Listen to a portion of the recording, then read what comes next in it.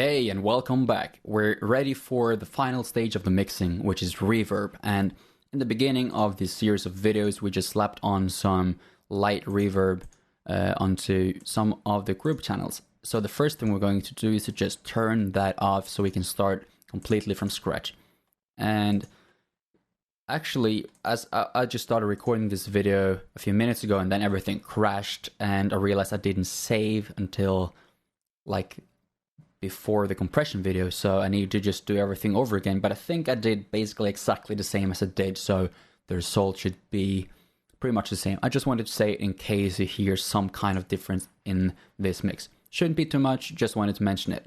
Now, as I've been explaining in the course, you need different reverb or pre-delay times for different parts of the orchestra. So, whoops, that's wrong track. Let me just delete that.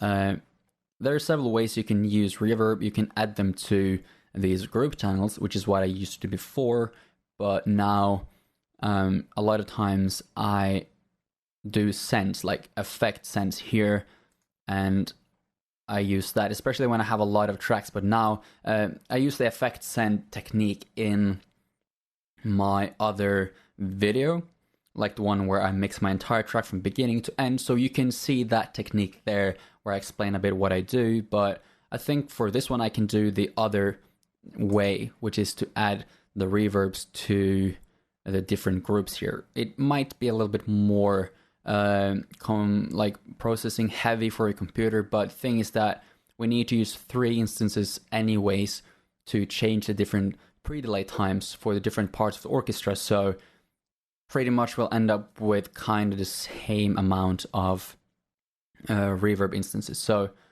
for strings or for anything, I'll use Quantum Leap. For everything I do orchestral, and I'm a big fan of this Digital Hollywood Hall. I think we might stick to that one, and it is like 60 milliseconds default here. Maybe we'll stick to that with the strings, because the strings, they will have the longest pre-delay, as I've been explaining in the course. And then the brass, for example, will have like something in between, or the woodwinds usually will have something in between, but the brass is further back, and then the choirs is all the way to the back, so they will have a really low pre-delay. So I'm just gonna adjust that a bit.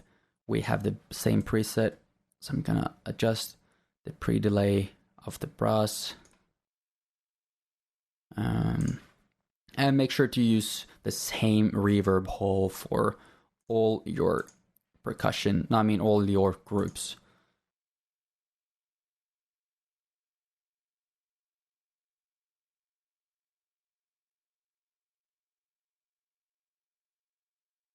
And percussion as well is pretty far back, so I'm taking down the pre-delay for those, and choir is all the way to the back,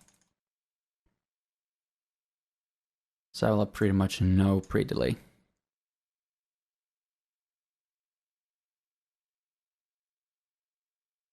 Make sure to turn that on. And then the sound effects, yeah, I'll show you pretty soon how to deal with the reverb there. So now we should have it on strings, brass, a little bit on percussion, and the choirs. Let's just listen what it sounds like.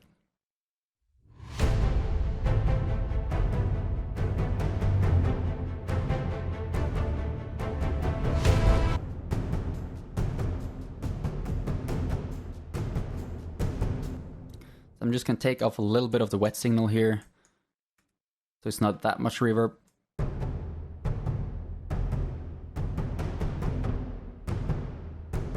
Little bit of the hull. Then let's see, for the choirs, I like to have quite a bit of reverb because they usually sound a little bit too dry. So that's all of them.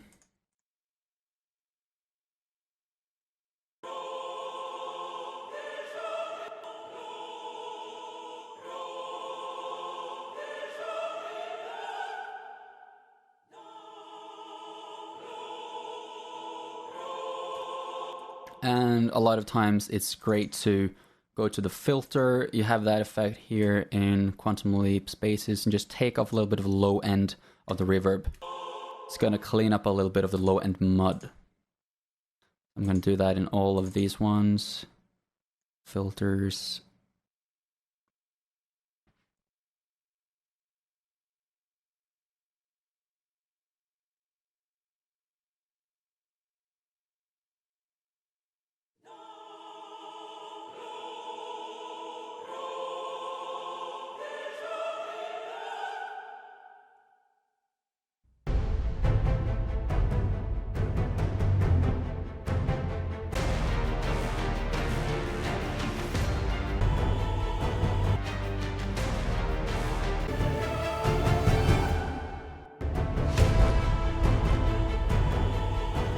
I like to have like the hits not together in the whole with the rest of the orchestra. I usually blend them in a little bit as a separate element to give it like a lift, a bit more power.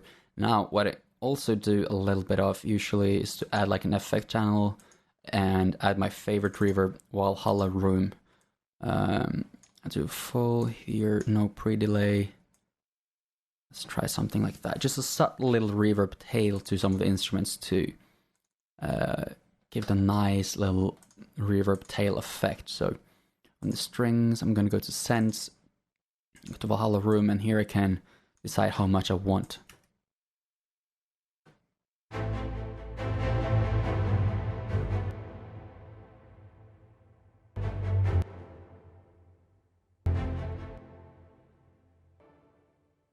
Just a little bit of that.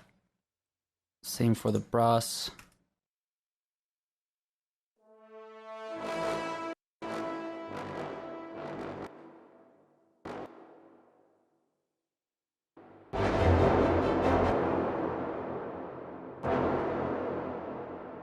Yeah, it's a little bit too much.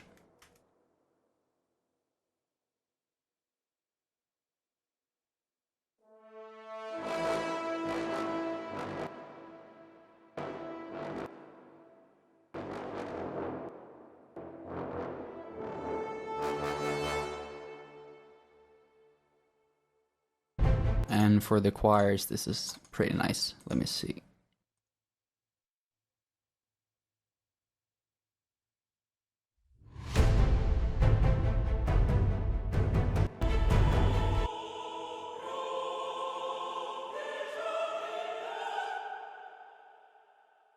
Yeah, that's nice. And a little bit for the effects, like the hits, just so they ring a little bit longer. Let's see. Yeah, that's a little bit too much.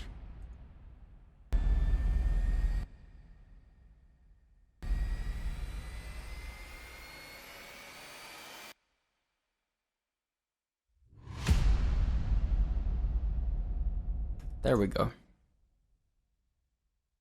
And I think that's pretty much it. Let's listen to what this sounds like for now.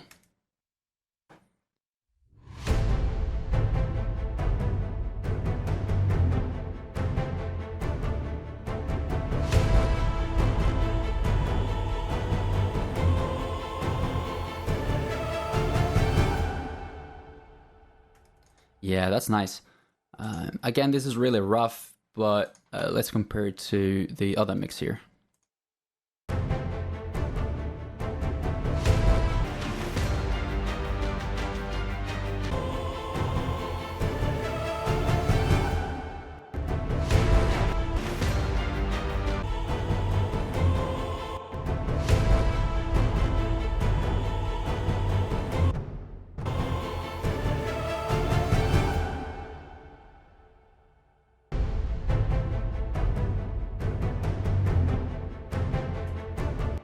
Yeah, so let's recap. You can use like a send effect for this as well, but since I did that in the other video, I just wanted to show you another approach that I've been using in the past. And I know this is like most people don't want to use too many reverb instances on here, they just use send, but since I pretty much need this many reverbs anyways, at least 3, to get the different pre-delays based on where the instruments are seated in the orchestra, I just might as well thought I could just add them here to show you like the other way of doing it that I've been using for a long time. So what I basically do is I use quantum leap spaces on everything that's orchestral. I adjust the pre-delay to suit their placement in the orchestra. You can read about that in the chapter of reverb in the course, and then just as a little bonus, I add a little bit of this Valhalla Room tail to things just to make it ring a bit more, like feels a little bit more spacious, which is something I like. So that's pretty much it. Reverb is the final stage in the mixing, and I'm going to upload like one version which has no mix stuff on it at all, just pure, and then I'm going to upload this version, which is like the finished mix, you can say. Even though it's super rough, we've been going through all the stages, so and I think it sounds alright for now. Of course, it could be 10 times better, but as an example, I think this is fine enough. So I hope these videos have been helpful. I've been trying to keep them short, but they've been ending up a little bit longer than I thought they would. But I really hope they've been helpful to clarify some of the specific things that I do on each stage in the mixing process. Again, I'm not an expert in this. This is just what I personally have been doing on my tracks and my mixes. But I hope it can help you improve the way you mix your tracks. So that's it for now, and I'll see you guys in another video.